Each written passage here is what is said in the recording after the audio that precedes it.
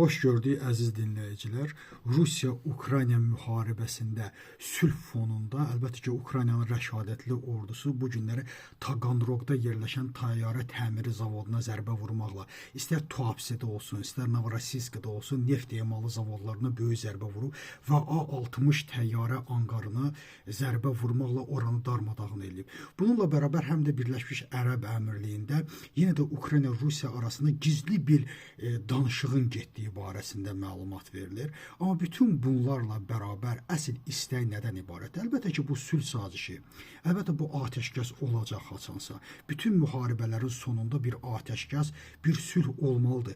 Heç bir müharibə bu formada axıra qədər, ömrümüzün axırına qədər müharibə gedə bilməz, mümkün deyil.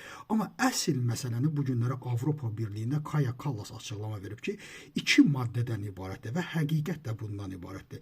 Biz istəyirik Ukrayna məğlub olmasın və Rusiya əzilənə qədər, Rusiya məğlub olana qədər zəifləsin. Və əsl həqiqət bundan ibarət ki, bugün Avropa bunu qoyub ortaya. Əgər bu baş verməzsə, əlbəttə ki, bu müəyyən mənada Avropanın qələbəsi olmaz və Avropanın məğlubiyyəti olar. Çünki bu günləri Avropanın həqiqətən nə Zelenski olsun, istər Zelenski getsin yerinə bir başqası gəlsin. Bu günləri Zelenskidən kənarda, Ukraynada Zelenskidən daha qəddar insanlar var ki, onlar Rusiyaya nifrət edirlər.